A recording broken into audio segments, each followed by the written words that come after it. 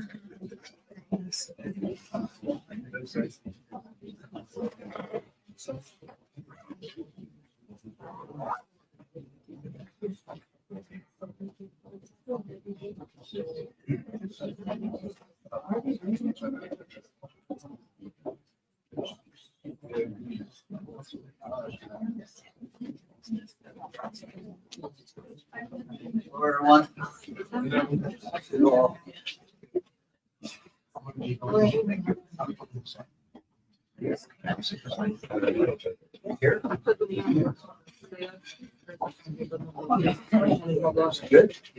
Okay.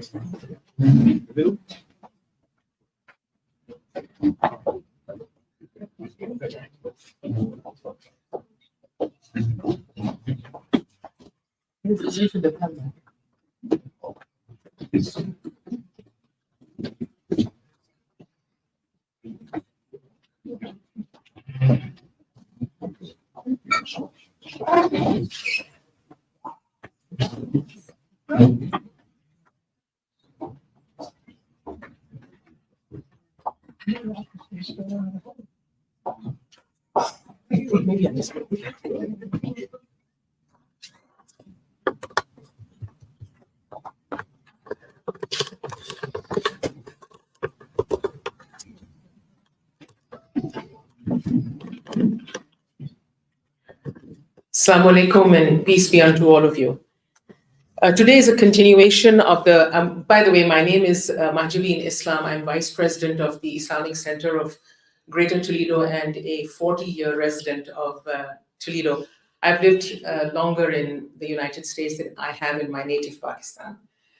So today is a continuation of the meeting that we had with the governor in Columbus on November 15th. Dr. Abdul Wahab and I represented the Toledo Muslim community and the Islamic Center. Due to time constraints today, we will have very short remarks by the community representatives, and then we will do a quick wrap up. The governor is a great listener, and that is his intent. So we will not have time for questions, and we jointly with the governor's office, we apologize for that. We are very, very grateful and happy that he's here. I'm going to introduce the speakers as we go along. Imam Ali Leila is a PhD candidate at Oxford University, and he's a very talented man. When you listen to his lectures, it is as if someone is opening your brain and filling it with the light of knowledge. Please come to his Friday evening Quranic tafsirs and his Sunday lectures, and they are bound to change you. So, Imam Ali Leila.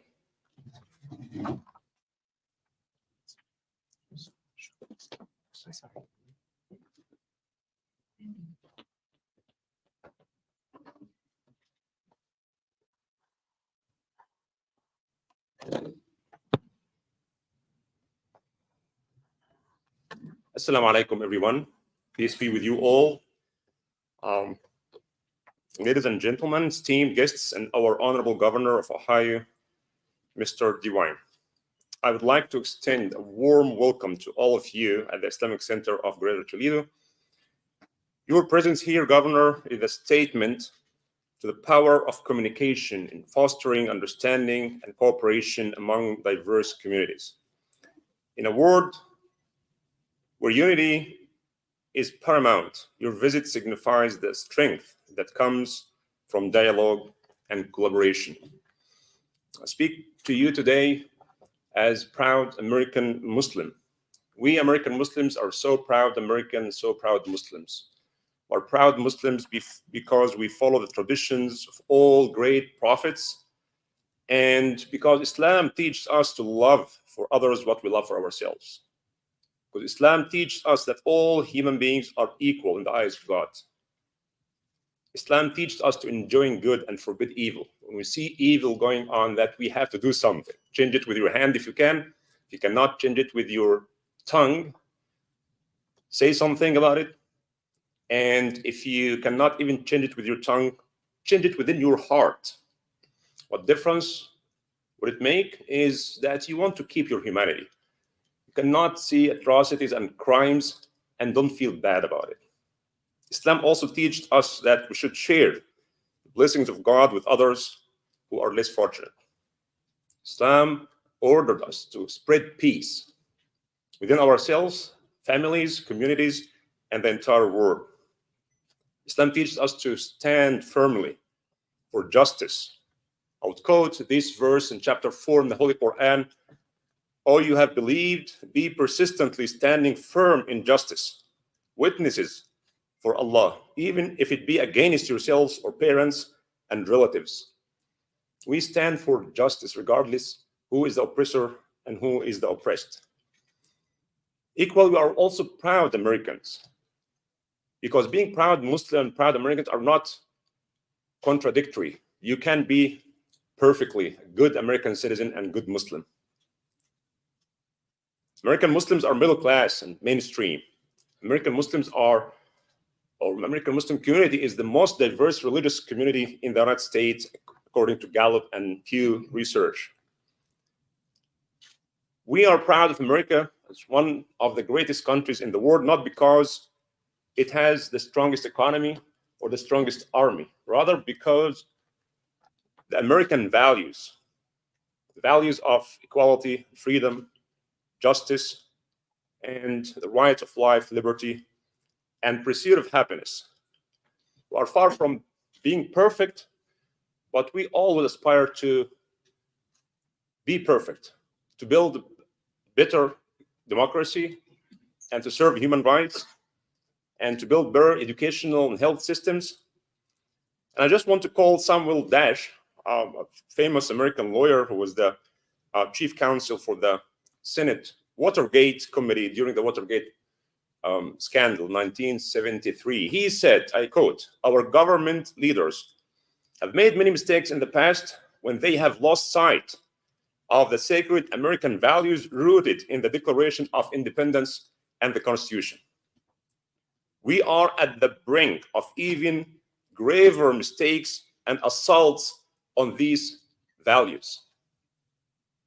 And we cannot afford to lose these values that makes us the greatest nation on earth." And what's going on in Gaza, basically, when people are deprived from their basic human rights, including life, liberty, and pursuit of happiness. And silence when crimes are committed is not merely complacency, it is an endorsement of crime. Unfortunately, the US government is not merely silent. It is supporting genocide, ethnic cleansing, military occupation, war crimes.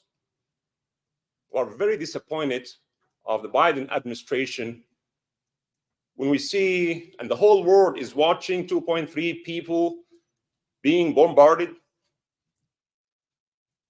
8,000 kids or 6,000 babies have been killed, and this going on day and night. When we think about the US standard of human rights, Even criminals in the maximum security prisons have basic rights: food and water and medical treatment and lawyers and visitations. Illegal refugees, we all remember. We saw the images of illegal refugees coming to Texas, and the Biden administration have been harshly criticized for not providing the basic needs of these illegal immigrants. Comparing to this to what's going on in Gaza, this was nothing. I reviewed actually the Ohio animal cruelty law. According to Ohio animal cruelty law, the definition of cruelty is to torture an animal, deprive one of necessary sustenance, unessentially or cruelly beat, needlessly mutilate or kill, or impound or confine an animal without supplying it during such confinement with a sufficient quantity of good, wholesome food and water. So according to Ohio animal cruelty law, what's being committed in Gaza is nothing less than genocide and wars of crimes. And we have community members here from Palestine, and some of them are from Gaza. And one can just imagine, how do they feel when they see these images coming from the media? Actually, we lost the meaning of so many terms that it used to have meaning, but now we don't understand what it means. International law, what does international law mean now? If this is not genocide, what is?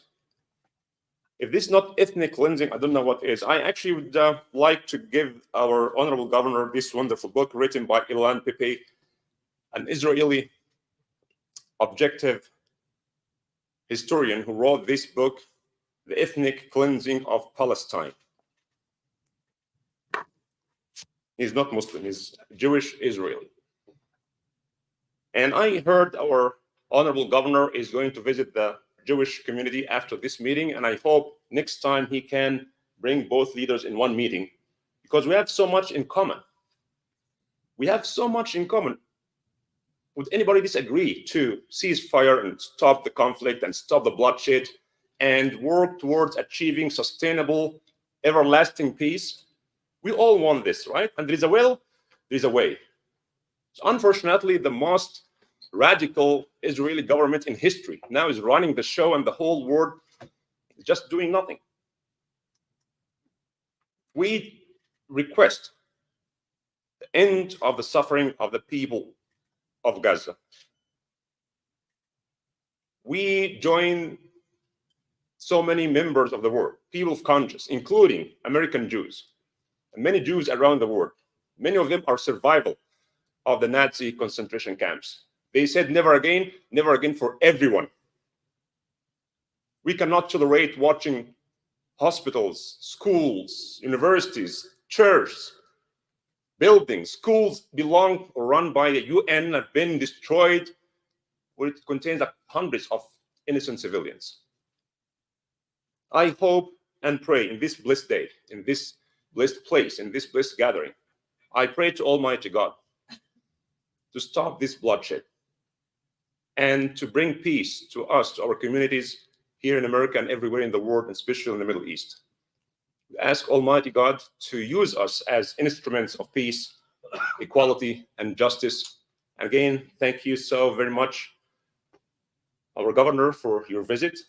And your visit sent a strong message that we are not enemies to one another. The Muslim community is part and parcel of the fabric of the American society. Our enemy is ignorance. And when we see each other, meet each other, know one another, then we will foster mutual respect and understanding. Thank you so much.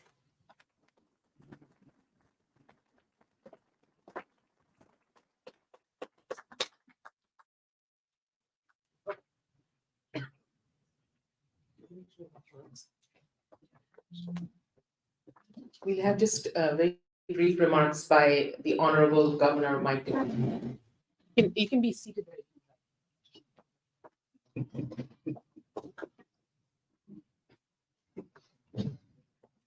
Well, good afternoon, everyone. Good to see everyone. I'm honored to be here this gathering today is really a follow-up to a meeting that we had at my request several weeks ago in the governor's residence in Columbus.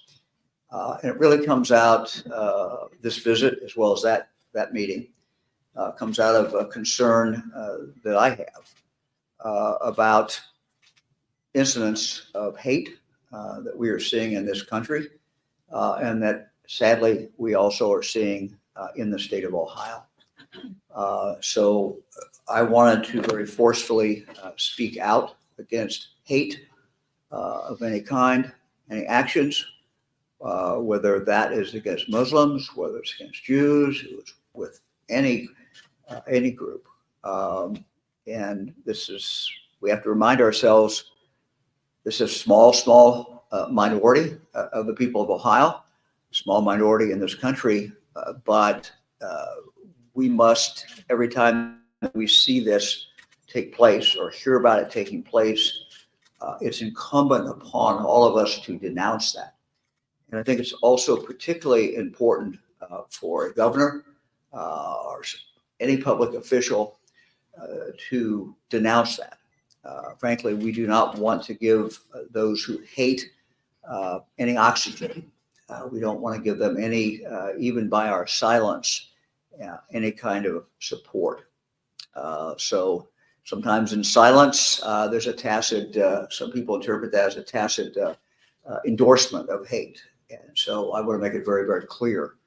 And one of the things that we had discussed the other day, and we're going to continue this discussion, is with the help of the state legislature, at my request, there was created a fund, and that fund can be used for protecting, adding security to places that might be particularly vulnerable. And so we, Karen Huey, who was here, raise your hand, heads that up for us. And so we're trying to spread that word as well to mosques, churches, Islamic centers, Jewish centers across the state of Ohio. And I know some have applications in, some money has already gone out, but we just encourage people to continue to apply for that. It is not a substitute for being vigilant or for being careful, being alert. But one of the things that we can do is we have experts who will come out and help with identifying ways to harden a target church, mosque that might be more of frankly a target. So my purpose today is to listen.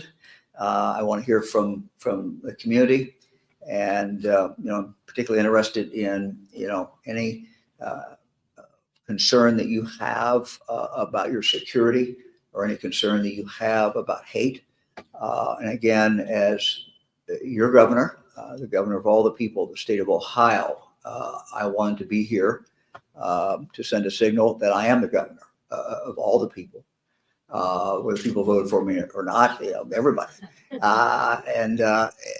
But also to listen and to hear what you are seeing, what you are feeling.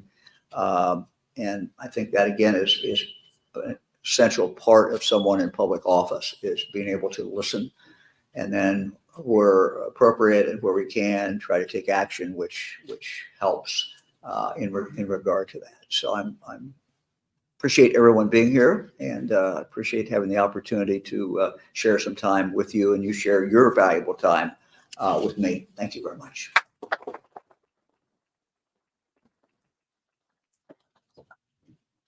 No question?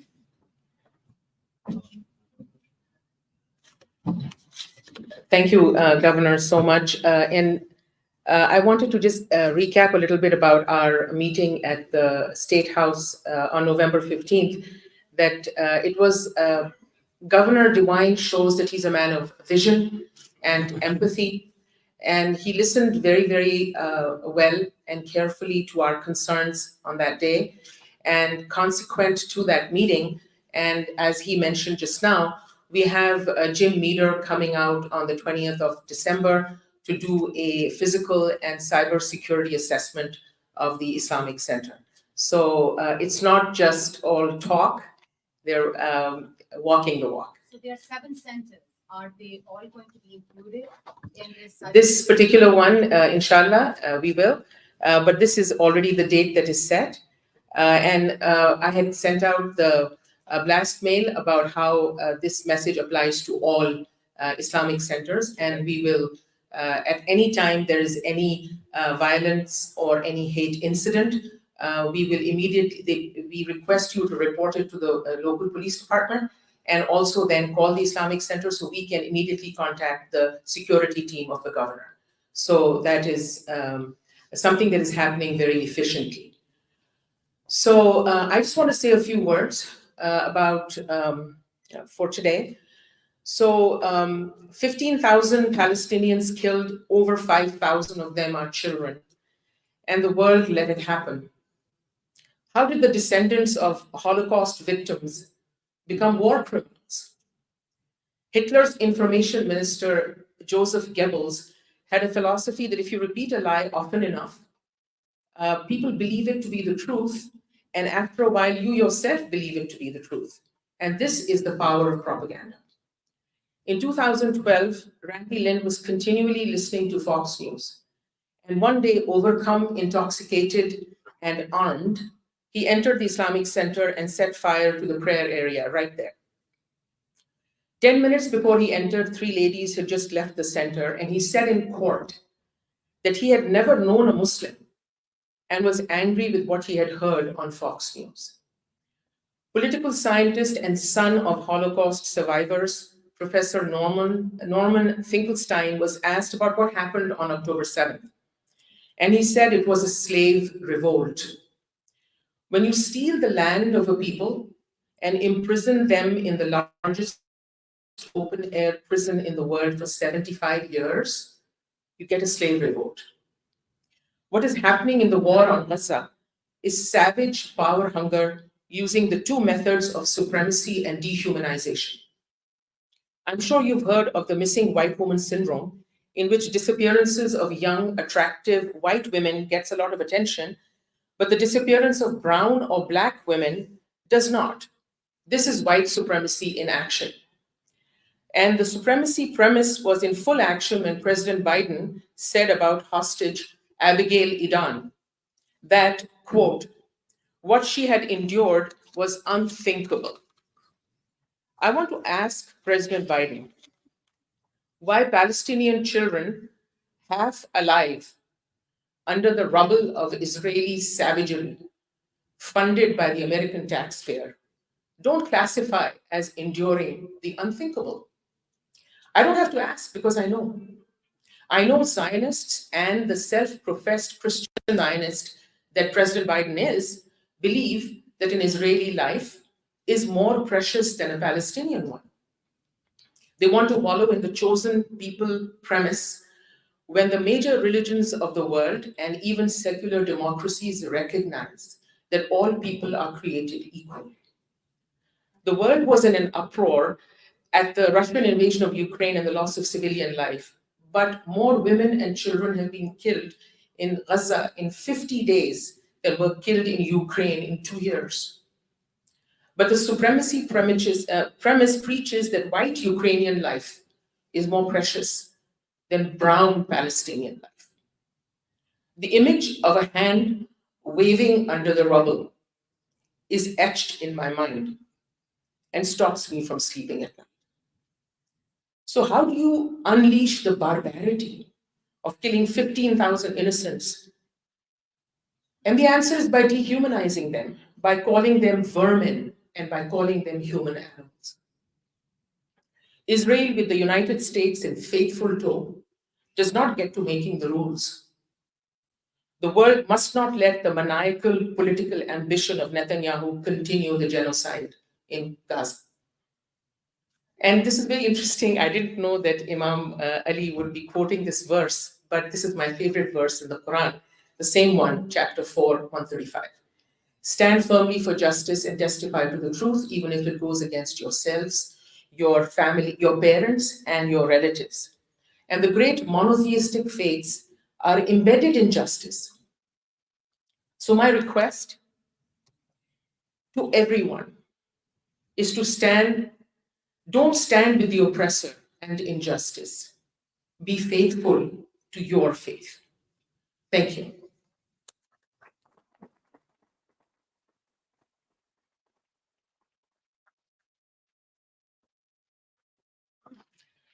Continuing, I'm going to introduce Dr. Fatima Al-Tajani. She is a Palestinian American who has a master's in Sharia and a PhD in education, and is an assistant professor in education at the University of Toledo.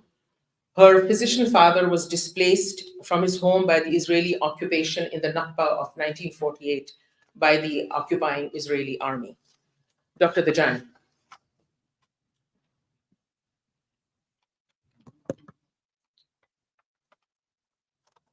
I'm here today to talk on behalf of Zainab, a 4-month baby from Gaza.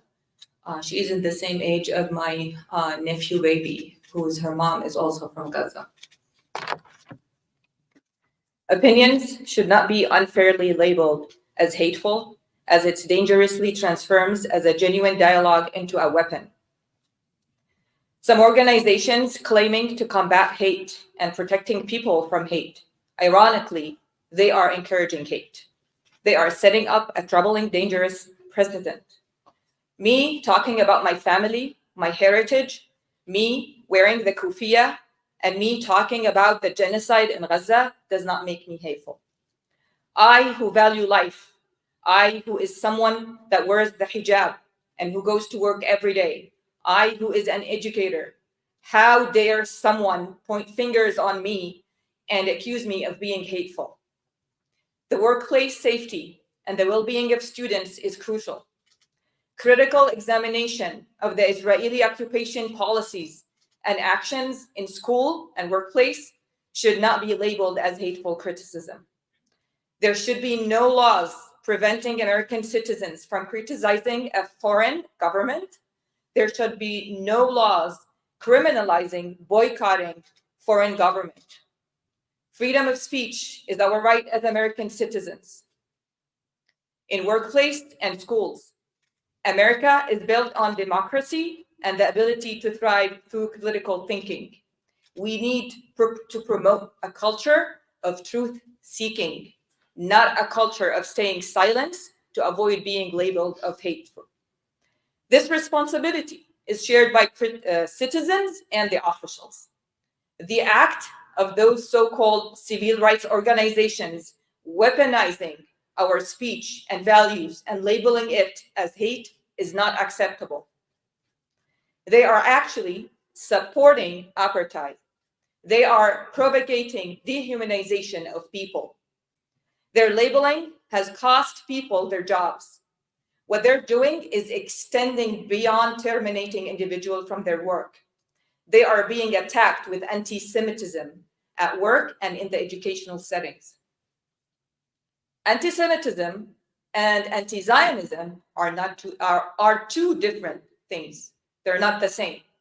According to the definition of Semite, which is a member of any of the peoples who speak or spoke a Semitic language, including in particular the Jews and Arabs. I am a Semite in my DNA. Criticizing the Israeli occupation is not anti-Semitism. Members of the Jewish community recognize the dangers and they are opposed to that action. Finally, my request, the responsibility of elected officials to abstain from participation and advocating for this propaganda is very important. The impact of public statement, especially from elected officials like the governor, public stance against anti-Muslims hatred is crucial, emphasizing that anti-Zionism should not be equated to or within anti-Semitism. This distinction should be clear in the elected officials' stance. This is essential to foster a safe society, a safe workplace, and a safe school and college environment. Mr. Governor, our safety is your responsibility. Thank you.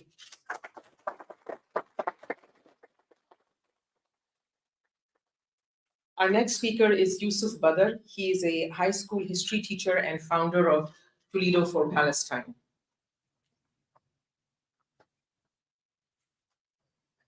Assalamu alaikum. So many of us are here. I am a Palestinian American. My dad is a Palestinian refugee, and my mother was born and raised here in Ohio as the daughter of a World War II vet who served in the Pacific.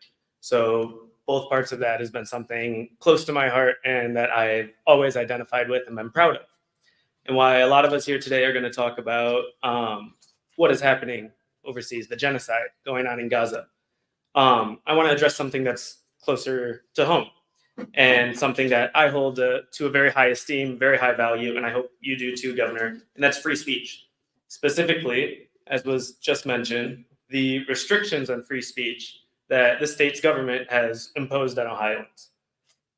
House Bill 476 is an anti-boycott bill, and it prohibits government-contracted companies from boycotting Israeli products or goods, and that has since been extended to include schools in the state. And as a teacher, you can see again the concern that that brings. How this was allowed to pass, considering boycotting, has been not just a protection, not just protected under the First Amendment, but also a foundational part of our history as Americans. When we boycotted the British leading up to the War of Independence, an act, by the way, that the British did call a terrorist act. So how something that's so rooted in who we are as Americans and clearly flies in the face of the Constitution passes is without flag is beyond me, especially considering in that infamous Citizens United case, it was decided that money qualifies as an expression of free speech. So why is it protected when it's going to politicians, but not if we decide to withhold it from a government committing genocide? And that is what's happening. Genocide. People are shying away from the word, but it is textbook definition genocide that is happening in Gaza at the hands of the Israeli government. Standing against genocide and that government that is perpetrating it is not anti-Semitic. You know, you say you're here to reassure us that you're committed to our safety as Ohioans, and I appreciate that. But a good way to start is by not telling a group of Semites, as was just defined, that criticizing a government that is killing our people en masse is anti-Semitic. House Resolution HRC 10, passed in 2018, does exactly that and condemns boycotting Israel as an anti-Semitic action. So, Governor, as a Palestinian, I'm asking you and appealing to you on a human level, your humanity. Stop supporting a genocide happening in Gaza. And as an American, I'm simply asking, when it comes to our constitutional rights and your duty as our governor, just do better, please.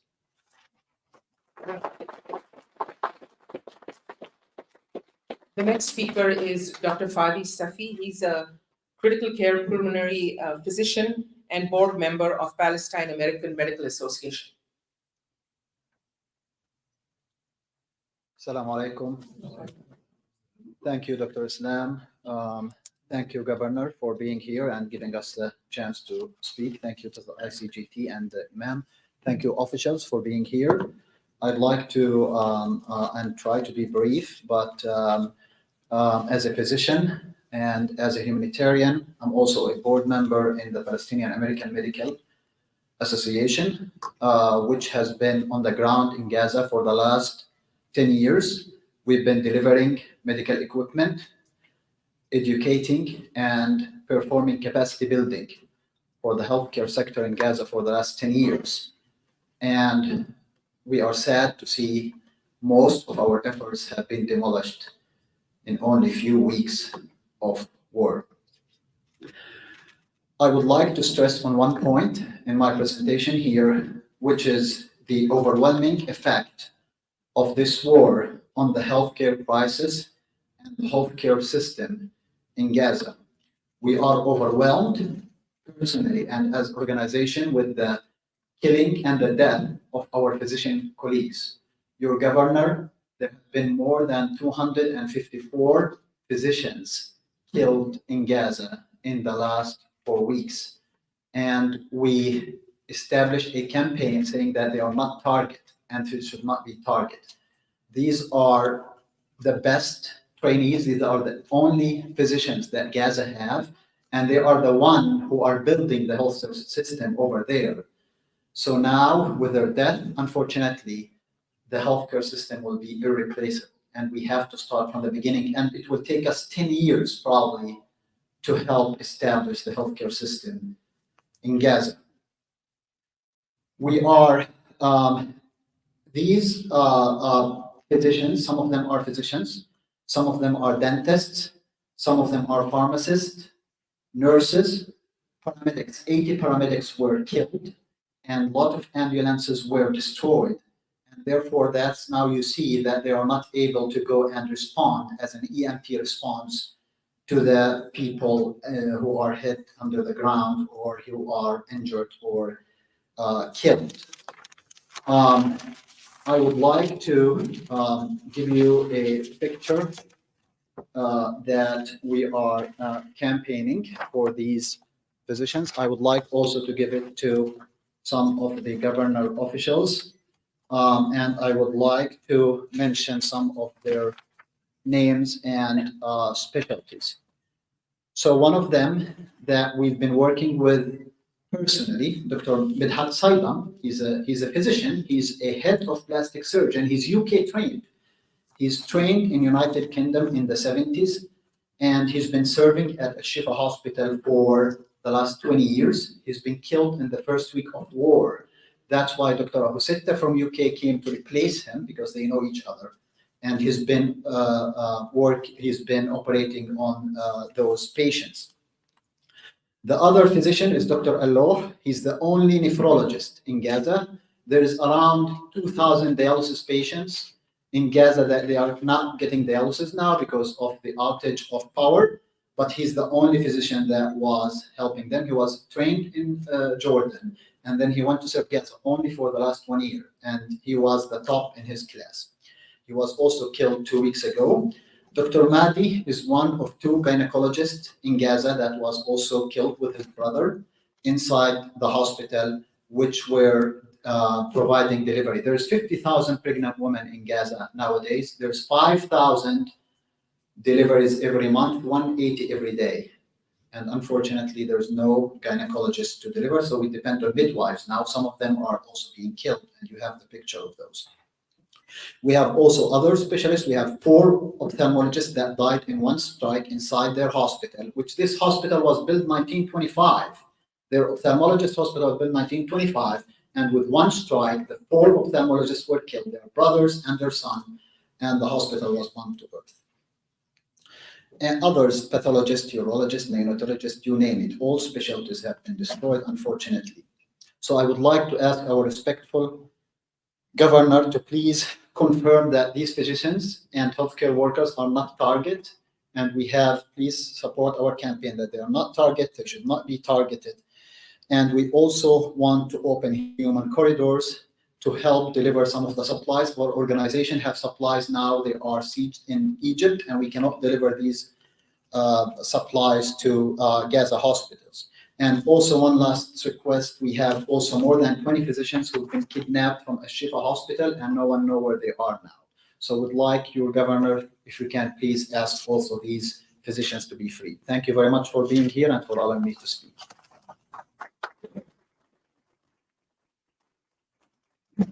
Our next speaker is Mona Abu Shaban. She's a Palestinian American who has been affected by the war on Gaza in an unimaginable way.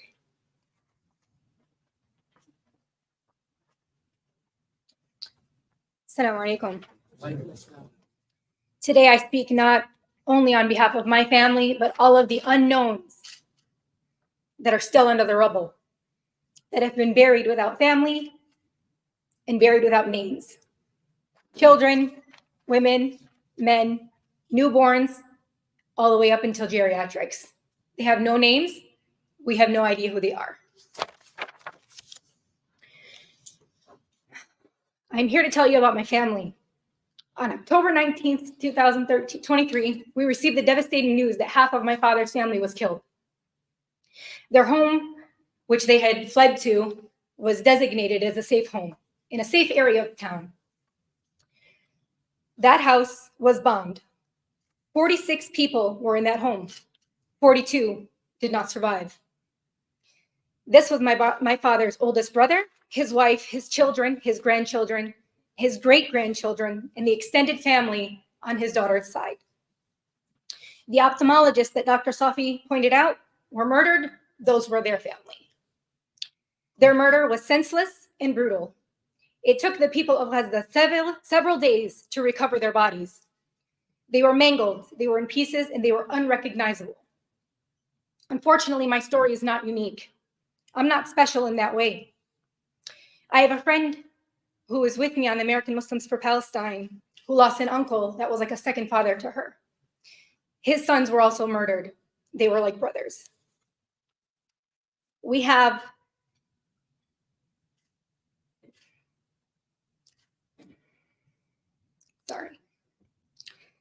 their death was a result of the indiscriminate bombing of the Israeli army in the south of Gaza, where they were told they would be safe.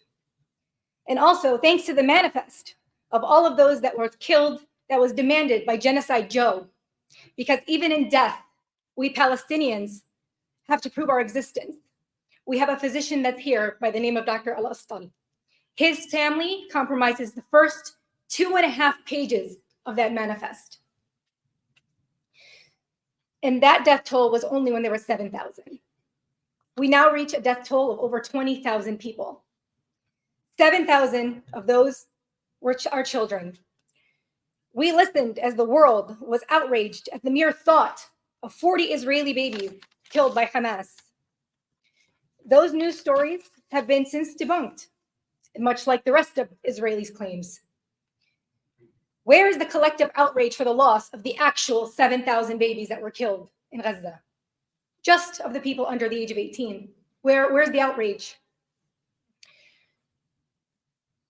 Where is the collective outrage for the babies who died alone, struggling to breathe in the incubators as the Israeli army shut off the electricity and shut off the fuel to those hospitals?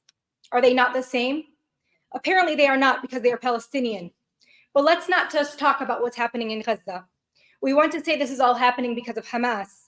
The entire time that the Israeli army has been causing this aggression against the Palestinian people in Gaza, they are also terrorizing the people in the occupied West Bank. Every single day, we hear news reports about settlers in the IDF terrorizing, torturing, abducting, and murdering the people in the occupied West Bank. The Israeli army has said that there is no Hamas in the occupied West Bank. So why are they attacking its citizens? Simply because they can. For years and years, they have systematically abducted and murdered the people with no consequences. The other day, we learned about a 9-year-old boy shot and killed in the city of Jenin. What was his crime? Just being Palestinian. We see stories of schoolgirls being stripped and searched in public for the amusement of the IDF. What is their crime? Being Palestinian. A news story came out of an 11-year-old Palestinian girl on the way to school. She was taken by the IDF. She was stripped and raped by 17 IDF soldiers and 5 Israeli citizens. This story has been confirmed and corroborated by the Israeli military. But you know, they're doing an internal investigation, so everything should be all right. What was her crime? Being Palestinian. 2 days ago, a pregnant Palestinian woman was stabbed to death in the front of her child on the way to school drop-off in the city of Lod, in broad daylight. Over 2,000 Palestinian civilians, mostly children, have been kidnapped and imprisoned for no reason since the middle of October. Where's the news coverage of these crimes? Where is the outrage for these heinous acts committed against the Palestinians? Day in and day out, Palestinians across the entirety of their lands are fighting for their lives. They just want to exist. But our mere existence is a threat to the Israelis because they know that they are on stolen land. We as Palestinians have been told to be polite, to be gracious, and not make waves. But I am here to tell you that we will not be silenced and we will not be gracious any longer.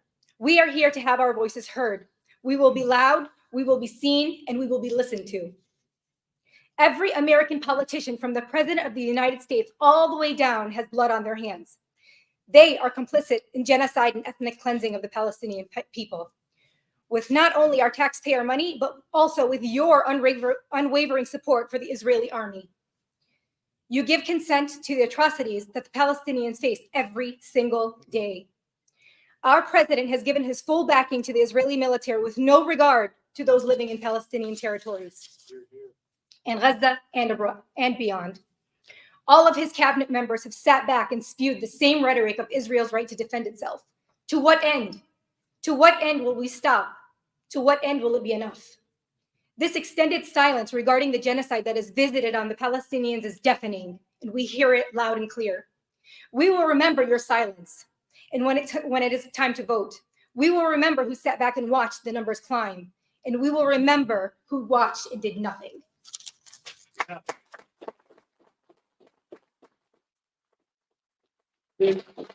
That's coming to the end of our talk, and I'm going to request my colleagues to keep it really short.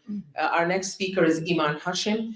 She's a Palestinian American student activist at Berrysburg Junior High. And in my gloom, she gives me hope.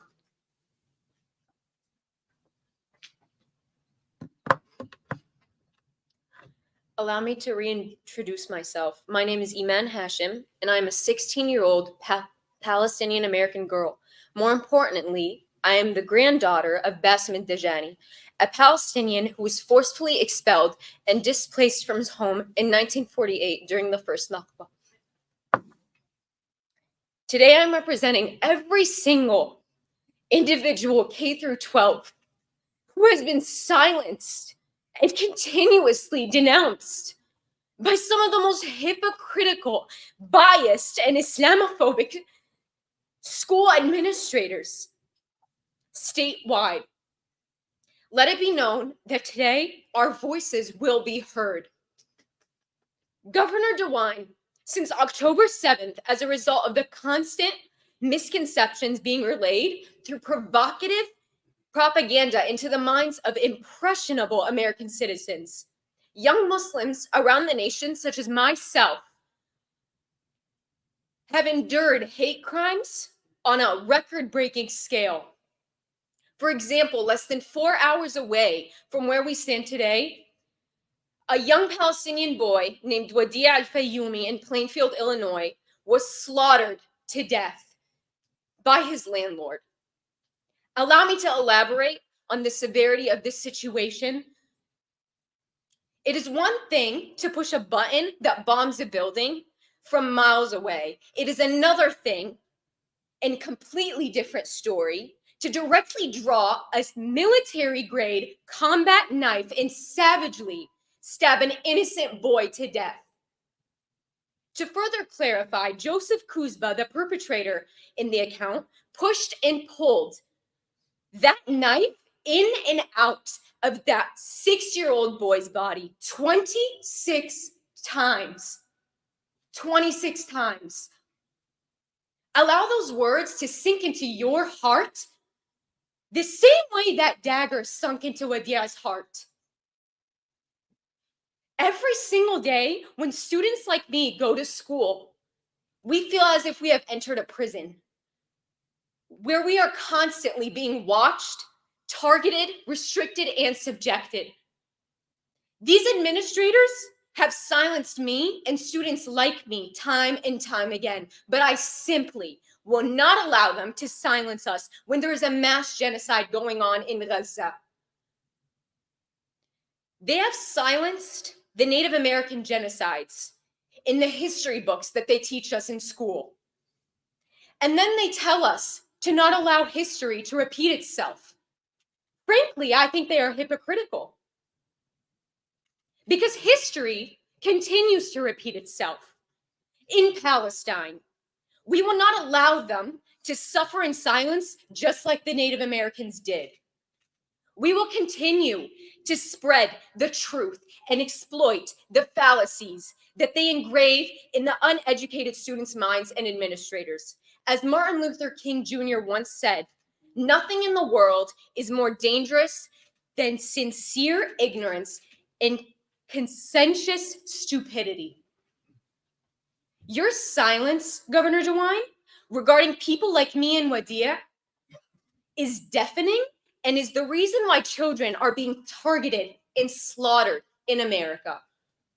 That being said, my question to you, Governor DeWine, having understood the stringency of the ongoing situation regarding the safety of Palestinians and Muslims here in Ohio, what are you doing to ensure our safety and prosperity? What are you doing to make sure that what happened to Wadia does not happen to me or any other Muslim Palestinian student in Ohio? What are you doing to ensure that we are not silenced in school and that our voices are heard?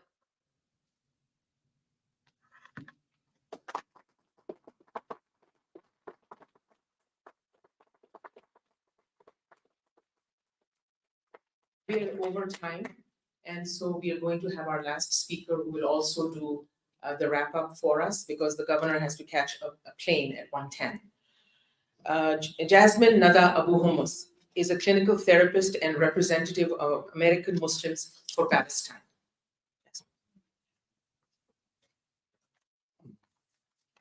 Assalamu alaikum. Today I'm speaking on behalf of my uncle, Raja Saleh, who was shot and killed by Israeli forces when he was 15 years old in West Bank in Ramallah. I'm glad you're here today to discuss Islamophobia. Does anyone here know who the biggest funder of Islamophobia is? It's Zionists. For example, we have David Yerushalmi, who served in the Israeli army and is now dedicated to push Islam out of America. And he's quoted saying, "Our greatest enemy today is Islam." If you truly want to fight Islamophobia, you can start by removing that flag in your Twitter bio, along with the flag on your lawn that calls me a human animal and a terrorist in one. Next, you can stop investing the $99 million for Ohio to Israel.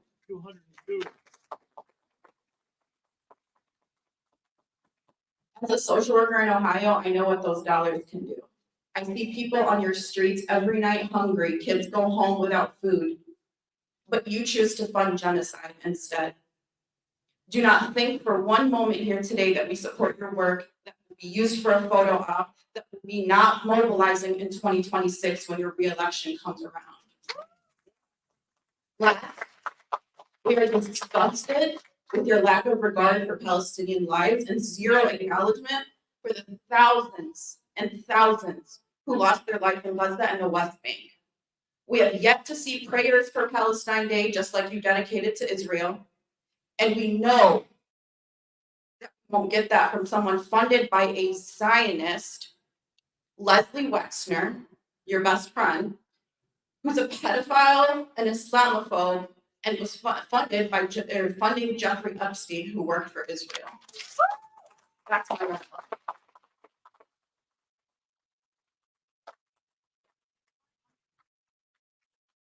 I'm just going to request just 2 minutes. I know we are over time, Krista, I recognize that, but just right at the end, I want to end the afternoon by a quick comment by Dr. Amjad Hussain, Professor Emeritus of Cardiothoracic Surgery and Toledo Blade columnist. In our increasingly polarized world, his writings, though intrepid, remain fair and nuanced. Dr. Hussain.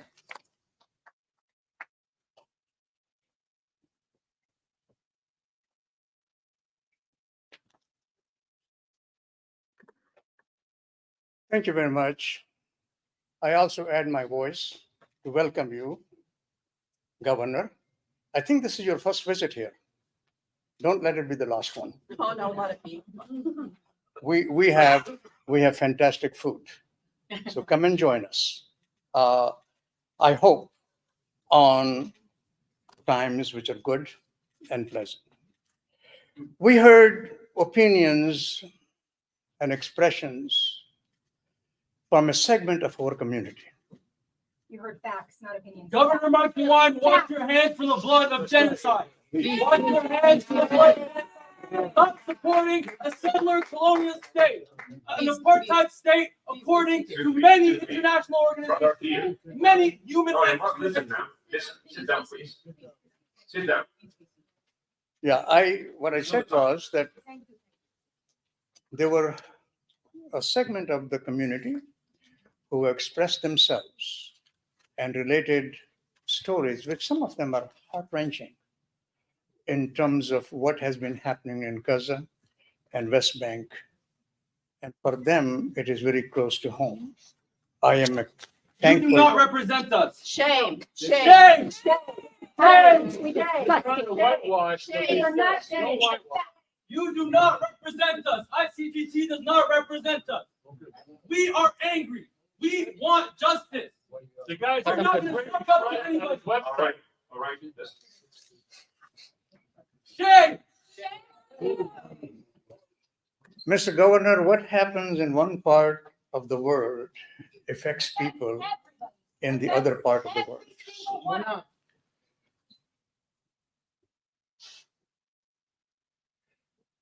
In this world, we are affected personally, deeply, to the very inner core of our bodies as to what happens in the other parts.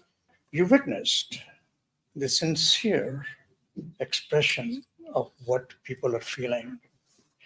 And I think that does not need any words to add as to how raw the feelings have been since the conflict started in the Middle East.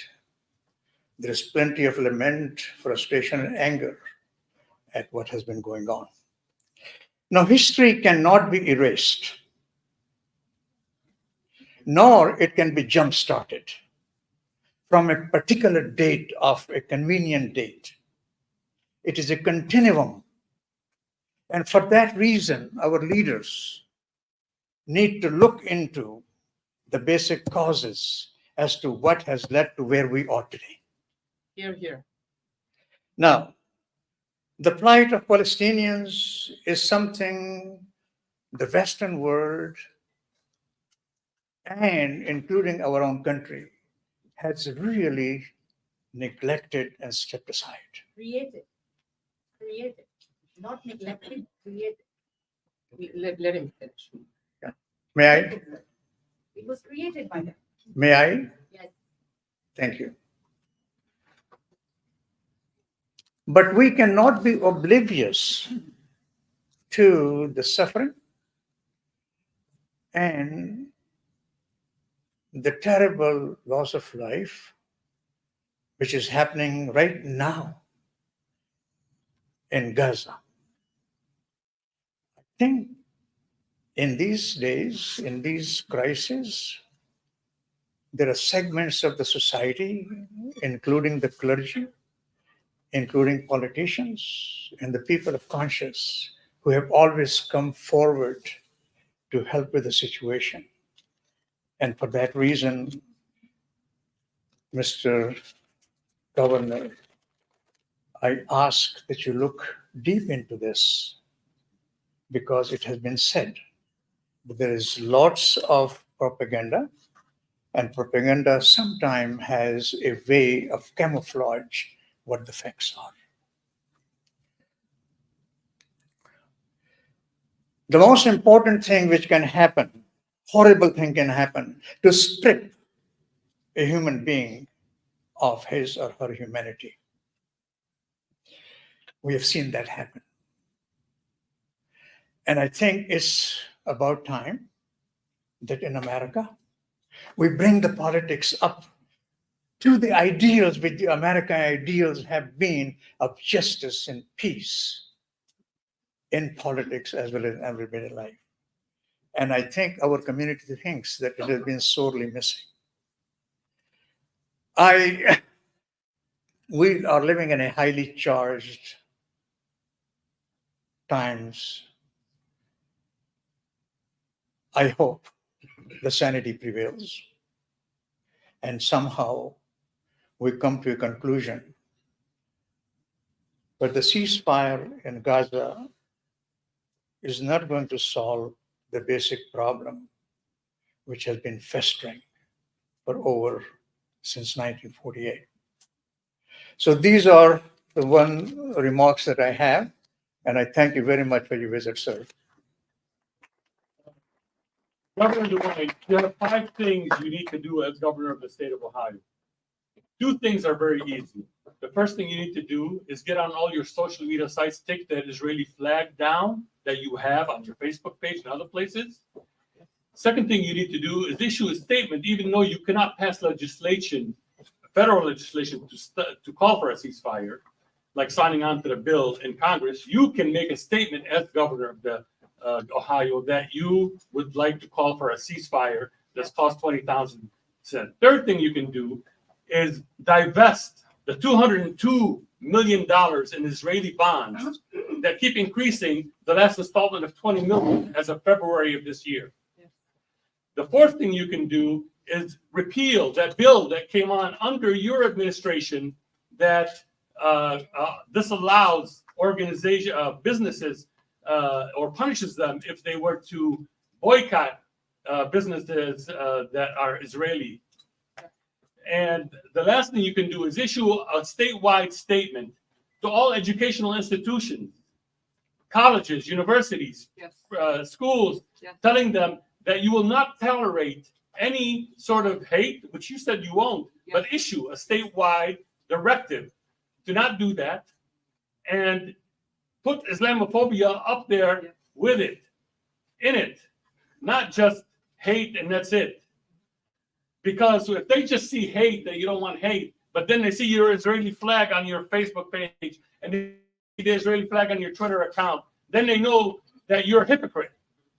So you come here wanting to protect our safety and say that you're going to come and send some security people to scan the buildings as if you're going to protect us. We have enough resources to protect ourselves. Okay? Oh, now you say, yeah, well, okay, if you want to do that, go ahead and do that. What I'd like you to do is stop inciting the hate so it won't cause people to come over. And Thank you, Amjad.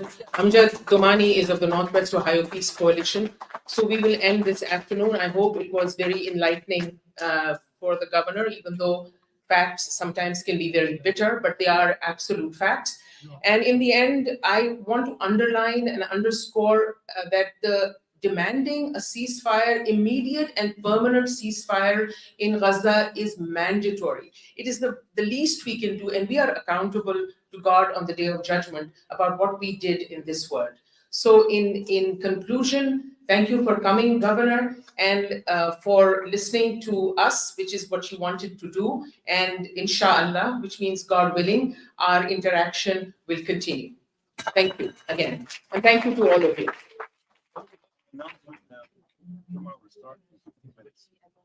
Juma will begin in 15 minutes.